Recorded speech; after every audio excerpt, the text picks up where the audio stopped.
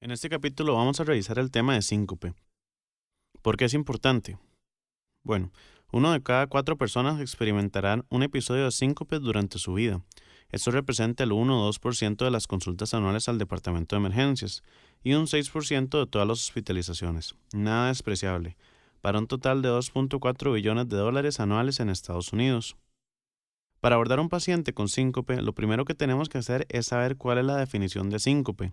Según la SEP, la American College of Emergency Physicians, el síncope se define como una pérdida de la conciencia, con pérdida del tono postural, con recuperación espontánea y resolución espontánea sin intervención médica. Es por eso que cuando valoramos un paciente, es necesario hacer ciertas preguntas para identificar si calza o no con esta definición. La causa del síncope, según su fisiopatología, es una hipoperfusión cerebral global, con recuperación espontánea, es decir, una disminución del 35% del flujo cerebral o una disrupción completa de este por 5 a 10 segundos, nos puede llevar a ocasionar que el paciente presente un síncope. Al caer al suelo, este paciente se va a ubicar en una posición horizontal y su cerebro va a recuperar la perfusión. Al recuperarla va a tener una recuperación espontánea. Algo que es importante diferenciar durante la evaluación es si el paciente realmente tuvo un síncope o tuvo una convulsión, y es por eso que existen varios criterios que nos van a orientar más hacia una o hacia otra. Dentro de los criterios que nos pueden ayudar a diferenciarlos están los siguientes. Si el paciente tuvo un movimiento tónico clónico o generalizado, es más probable que sea una convulsión. Sin embargo, cabe destacar que en el síncope puede haber un movimiento también leve. La duración del episodio suele ser mayor a 15 segundos en una convulsión. Otro punto importante es el estado posictal, el cual dura usualmente más de 15 minutos en la convulsión, no así en el síncope.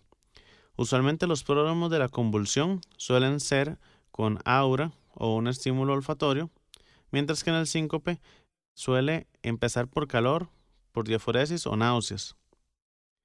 La incontinencia urinaria suele presentarse más frecuente en las convulsiones, sin embargo podría presentarse también en el paciente con síncope. Y la última diferencia que se encuentra es la de los laboratorios. En el síncope podemos encontrar eventualmente que el péptido natriurético atrial se podría elevar en aquellos pacientes con un síncope arritmogénico.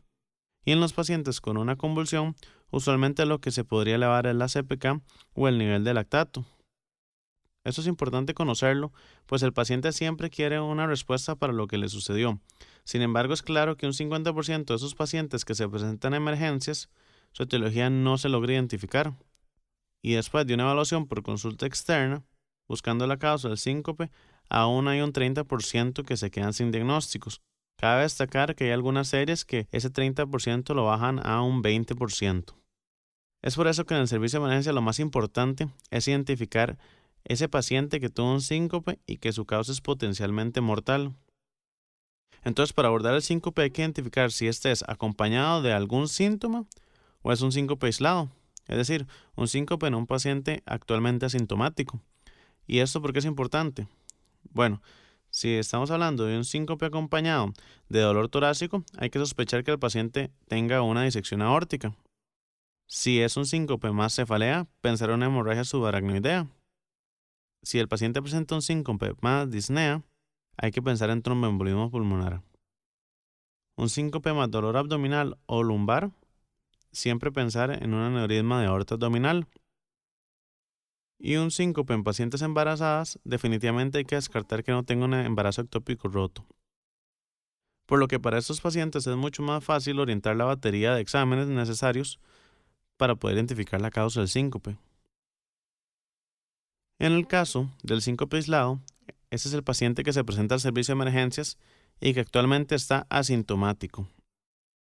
Hay que lograr identificar si este es neurocardiogénico o si es de origen cardíaco, y este último es el que hay que lograr identificar, pues es el que puede ser potencialmente mortal.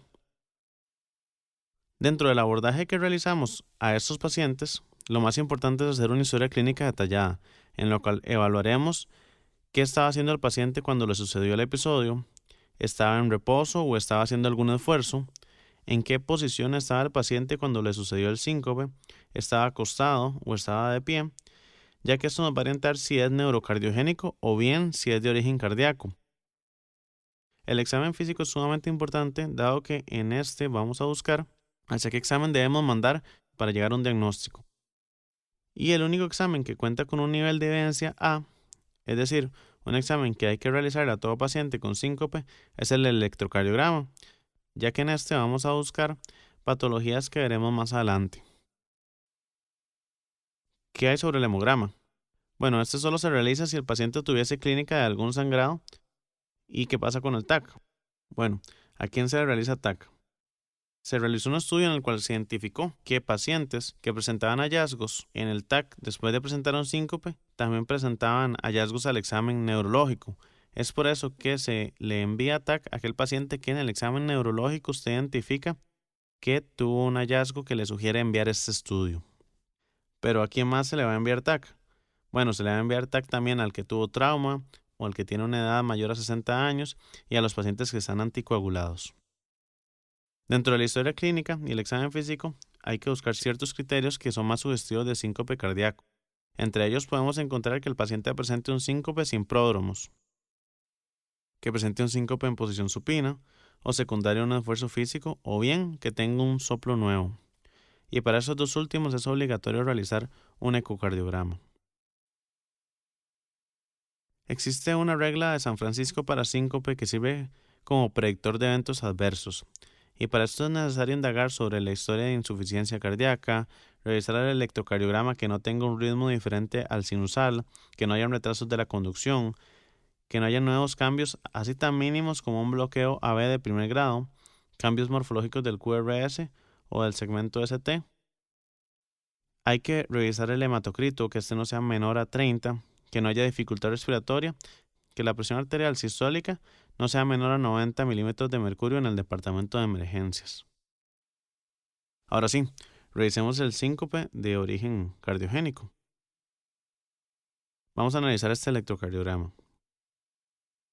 Este electrocardiograma tiene un ritmo sinusal porque tiene una onda P positiva en D1, positiva en D2 y negativa en AVR. El eje es normal porque el QRS es positivo en D1 y positivo en AVF. Tiene un intervalo PR normal, un intervalo QRS normal, un intervalo QTC normal. Tiene ondas Q angostas en cara lateral, es decir, en D1, AVL, V5 y V6.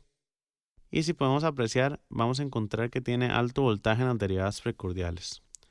Cuando vemos un electro de este tipo, debemos de pensar en cardiomiopatía hipertrófica. Esta es una patología que siempre hay que valorar en un paciente que tiene un síncope aislado. Es una patología que presenta una normalidad anatómica, que presenta una incidencia familiar del 55%. La edad promedio del diagnóstico es entre los 30 y 40 años, y su diagnóstico por electrocardiograma se logra realizar en un 85 a 90% de los pacientes. Sin embargo, el diagnóstico definitivo es por ecocardiografía.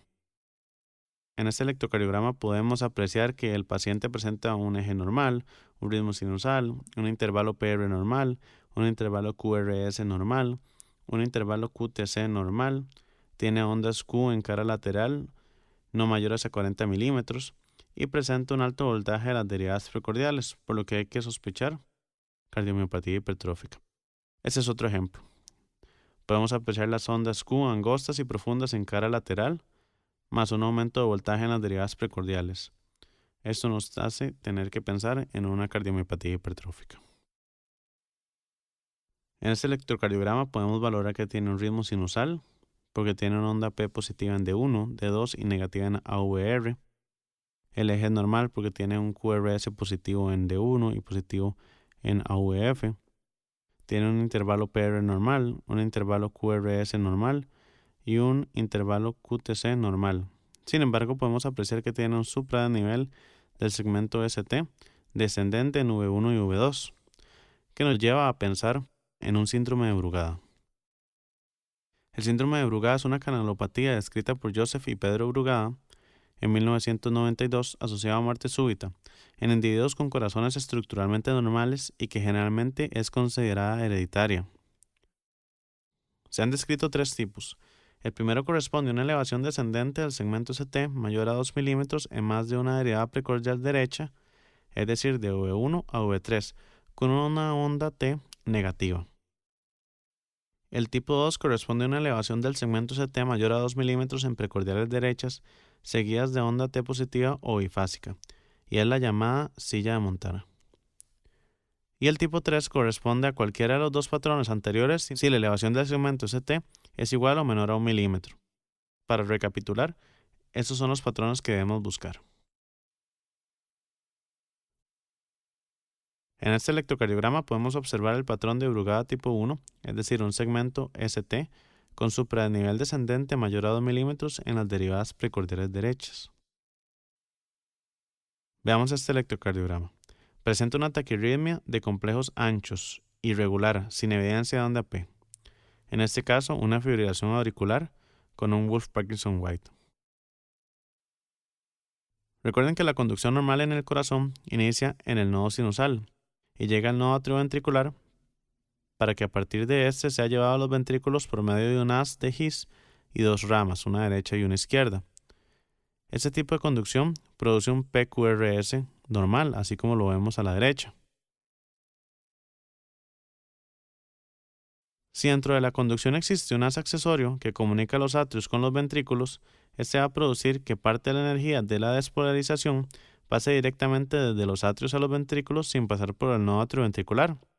Esto va a producir que el complejo QRS inicie antes, por lo que formará una onda delta, lo que llevará a que el intervalo PR se acorte y el intervalo QRS se ensanche, el famoso efecto concertina. Y finalmente presentará una onda T en dirección contraria a la dirección del QRS. Lo normal en la fibrilación auricular es que se produzca una frecuencia atrial entre 300 y 600 latidos por minuto, pero que gracias a que tenemos un nodo atrioventricular, no todos pasan a los ventrículos, solo algunos de ellos. Como todos los latidos pasan a través del nodo atrioventricular para dirigirse a los ventrículos, todos tienen la misma morfología del complejo QRS, como lo vemos a la derecha. Pero en el caso de los pacientes con un haz accesorio, algunos latidos pasarán a través del nodo atrioventricular y otros pasarán a través del haz accesorio, por lo que la morfología de los complejos QRS va a ser cambiante, dado que algunos latidos serán formados por la conducción a través del sistema de conducción especializado, otros por el haz accesorio y otros por una fusión de ambas vías. Otra característica que presenta es que algunas series de latidos podrían alcanzar una frecuencia cercana a 300 latidos por minuto, como veremos a continuación.